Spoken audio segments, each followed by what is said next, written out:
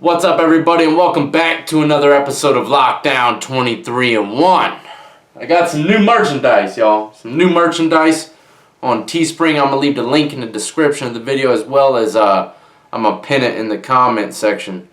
Let me show you a picture right now. I got t-shirts. They're not hats. I do apologize. They're just t-shirts. Still haven't found a good hat creator yet. You know what I mean? And this image came from Motorized Misfit, man. Check him out on Instagram. He has a lot of crazy designs, man. He does some good stuff. I'm sure for the right price, he'll do some images for you if you ever need some. I don't know, but check it out. That jank tight, ain't it? Yeah. Alright, now check it out, man. I just figured this out today. I don't know what took me so long. I did it with two of my Chef Death t-shirts, and they came out really good, and I really enjoyed them. And I wear them frequently. As you can see from my video yesterday, I was wearing one. I really like it. It doesn't fade fast or nothing. The t-shirt even lasts longer than a polo t-shirt. Polo t-shirt, the collar will start stretching out and look really nasty, man. So much money on those t-shirts, and they're not worth anything. They're some crap, for real. They fit good, but they don't last long at all. The ones that are on Teespring, man, they last forever. Collar don't stretch, nothing. You know what I mean? So I decided I'm going to start buying my t-shirts strictly from my site. So I went ahead and bought 4 t-shirts as soon as I created. I bought it. So I mean, of course, you know, the price is going to be elevated from what it costs to make. But I mean, it's going right in my pocket. You know what I mean? So really, in all actuality, I got t-shirts that I really love for a really low price. And anyone out there that has logos that they like to make or create, go make it on Teespring and then buy them yourself. So with that being said, let's go ahead and jump right into the topic of the night, man. That is how to get off probation fast. I'm talking about faster than normal, okay? When I got out of prison the last time, I had 4.5 years over my head. That means if I got a freaking DUI, that would have been my 4th violation. That would have sent me to prison for probably 4.5 years. They would have gave me all my time behind another DUI or a drunk in public. Any kind of charge of that nature, you know what I mean? An assault, anything. Felony, for sure. I would have went back for another 4.5, not including the time that I would have gotten on my new sentencing for those charges, you know what I mean? So 4th violation, man. The 3rd violation sent me to prison. The 4th one, they would give me all of my time back. So I'm so thankful that I'm off probation. I've been off for a while now. But I'm going to tell you all the strategy that I did to get off of it much sooner than I expected. I'll tell you what. Alright, check it out. Like I said, I have 4.5 years of probation over my head. They are seeing me once a month, okay? Now, let's get some standard rules that you must follow in order to get off probation. These are standard rules that I had to follow, okay? I used to duck them and try my own way. It never worked, okay? I used to think I could juggle smoking weed and getting clean before a urine screen. It never worked, my friend. I swear to God, in the bud nowadays, that junk's gonna stay in your system for a minute. So rule number 1 is, of course, you gotta quit doing drugs, man. That's just all there is to it. I know some drugs stay out your system or get out your system a lot quicker. Those drugs, I believe, are the ones that should stay in your system much longer. You know what I mean? That's how I feel, because for real, they're the much harder drugs. It seems like the weakest drug out there, you know, like weed, it will stay in your system forever. But all other drugs stay in your system for a couple days to a few days, you know, so it's weird. Rule number 2, man, you gotta get yourself a job. I don't care if it's fast food. That's what I did. I got a job at fast food. Number 3, quit committing crimes. That means driving without a suspended. I'm telling you, a lot of people go back to prison over a driving unsuspended.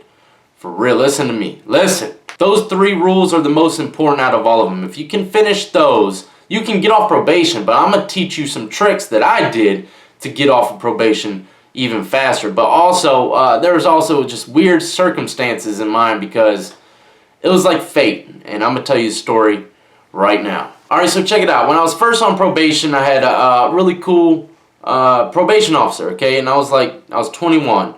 Within 2 months of having him, they transferred probation officers, okay? They gave me hell on earth, man. This guy was the worst probation officer I ever seen. I'm talking about, he put every kind of program he could put on me to do. Anger management, substance abuse classes just because of a misdemeanor weed charge. He put me on substance abuse classes. You know what I mean? Every time I went there and told people what I was in there for, they looked at me crazy. They're like, your probation officer putting you in here just because you smoked, you got caught with like a blunt? You know? That's crazy, man. And I had to do it for 6 months. Insane. Community service. This guy gave me everything. It was bound to happen. This guy was going to lock me up. And he did. I got in trouble. Well, actually, you know what? I did it myself. I take blame for it. I did catch a charge. And dude locked me up. Now I get out for my first violation. That was 6 months. Get another probation officer. This one's in Virginia Beach. I'm living in Virginia Beach now. And I'll never forget her, man. She is the key to this story. Anyways, I went out one night and I caught a couple charges. And this lady, man, she had to violate me. I mean, that's the rules. She had to violate me and she violated me. And I went to jail for another 6 months. Okay? I got out and I got violated for the third time with a probation officer that was just... I don't even remember that probation officer. That's how quick and insignificant he was to me, man. I went right back to prison, okay? Now, I get out of prison for the last time and I get another probation officer. This guy's really strict. But I don't care if they're strict. I'm not really doing nothing. This time I'm really not doing anything wrong, for real. And the guy, he's like, okay, I'm going to petition to my supervisor to get you released from probation. And this was 10 months after I was released from prison. I had 4.5 years left over my head. This guy's like, look, I'm not going to lie to you. When he first met me, he said, I'm not going to lie to you. He said, I'm very strict. If you can follow my rules for a certain amount of time, I'm going to make sure that I put my word in for you to get off of probation early. I said, bet, I'm going to do it. I'm going to try my hardest, you know what I mean? And I did it. And this guy, me and him clicked, man. He ended up, every time he came over to my house to do like make sure I was home and still living there and stuff like that, he would help me do stuff. One time I was fixing the window on the front porch, and he fixed the front porch window for me. It's cool. He's always talking to my kids, and my kids kind of liked him. I don't know. I don't even know to this day if they really know who he was. But anyway, this guy petitioned to his supervisor for me to be removed from probation, okay? And a Virginia Beach supervisor approved it. Now, I'm in probation in Virginia Beach, but my charges originated from Chesapeake City. So therefore, once this probation office agreed to release me, it would have to go to Chesapeake, okay? And it goes to that supervisor because that's who I'm originally on probation for. So the supervisor from Virginia Beach sent it to Chesapeake's supervisor, okay? And I told the lady at Virginia Beach, I said, is there anything that I can do? Is there any way I could write the supervisor in Chesapeake? You know what I mean? Listen, believe it or not, listen to me now, y'all. Letters make a big impact. I'm telling you. So anyways, I wrote a letter to the supervisor in Chesapeake, and also I got her phone number. I called him, and I said I would like to speak to y'all's supervisor. And I talked to her, and it turns out it was my old probation officer that loved me. She ended up leaving Virginia Beach and becoming the head probation officer in Chesapeake. What are the odds of that? I said, oh my God, Miss So-and-so, I don't know if you remember me, okay? I was the guy with a lot of tattoos you had to violate because so-and-so charges and whatnot. And I know you remember all the people calling about everything that I'm doing. And she goes, I do remember you. I said, oh, thank God. So she remembered me. And I told her my situation. I said, look, ma'am, I've been working my butt off, okay? You know how hard I work. I'm trying to get released from this probation early. Is there any way, shape, or form that you can just listen to my words? I wrote you all a letter.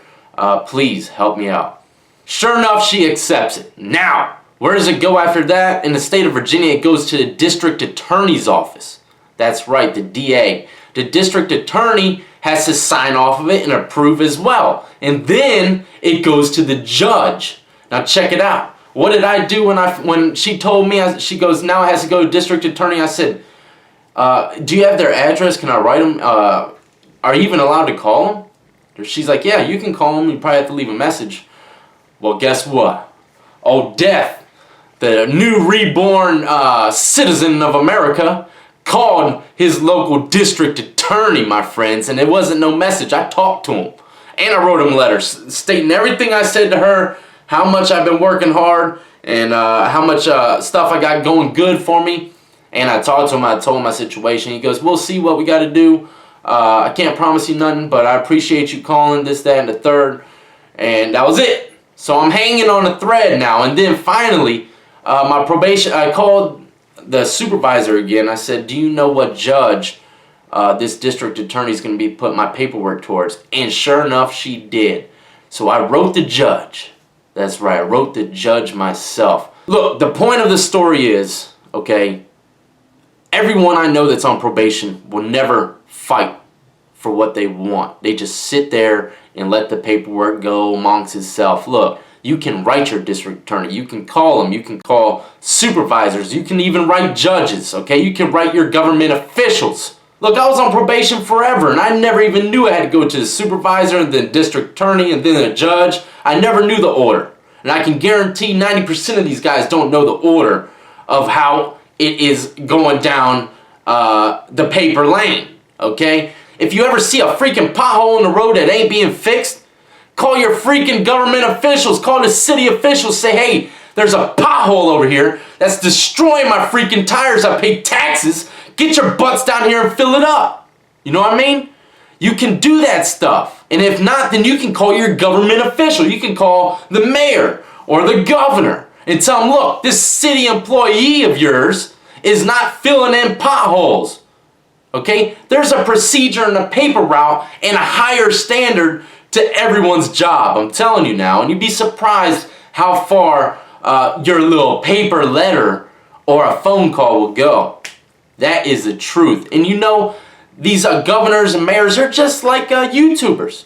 They want more people. They want more subscribers. They want more people to vote for them. You think they're not going to stand up and say, hey, fill in that pothole if it means that that one guy is going to go and tell all of his friends and family that this governor was amazing. This mayor was amazing. He actually listened to me. He got the pothole fixed. We got a lot more power than you might think, y'all. I don't know the law. Trust me, I've seen a lot of YouTube videos where people know the law inside and out, and it's absolutely amazing. I wish I did know the law, and I might need to start studying it a little better. For real. Just so that I can know what's going on around me, because I never know what's going to happen in the future. So the fact of the matter here is, I got off of probation super fast, not only by following the rules and regulations, but going outside of my boundaries and searching and looking for these officials and telling them how much this means to me. It goes a long way to these people, okay? It sees that you care. It sees that you actually had to get their information to talk to them. Don't ever think you can't amount to something, man, for real. I mean, like I said, since the beginning of this YouTube channel, okay? When I only had 1,000 subscribers, I said, not even 1,000 subscribers, I said, man, I'm going to keep on going. I'm going to make it happen. For real. Go look at my video. Consistency is key. I don't know when I made it, but I had very few subscribers, and I told them I was to stick to it, and guess what? It's just constantly going up and up. Don't ever give up on yourself, man. You always got to keep on striving and striving and striving. And if you can't make it there, then try again. Anyways, I got a little worked up in this episode today. I'm getting a little sweaty, man. It's hot in here. I need to turn on the AC or something. Thinking about them potholes. I tell you what, I nailed a pothole the other day, and I'm tired of it not just being fixed. So I went ahead and did my thing, did my citizen deed, you know what I mean? I called them up, and they better be fixed soon. Anyways, I hope y'all enjoyed that video, man. And just remember, just because you're on probation doesn't make you any less than what you are, man. You're not. And that's a problem with most of these people on probation. They think of themselves lower because they think everyone else thinks of them that way. So until the next time, man, don't forget to check out the link in the description of the video for the new merchandise as well. I'm going to put in the comment section, man. I hope to see a lot of y'all rocking that jank. Like I said, I already bought 4 of them. I can't wait for them to get here. I rush ordered them for an extra $6.99. I rush ordered them because I love the design that much. Motorized Misfit, you are an artist, my friend. I give you that. Tell old Nugget that I said what's up. That's right, he's got a bulldog too, and its name is Nugget. It's a chunky nugget, I ain't gonna lie, boy, I tell you what. Anyways, y'all be safe out there this Friday, man. Wear your seatbelts, don't drink and drive, as always. I tell y'all almost every single Friday night.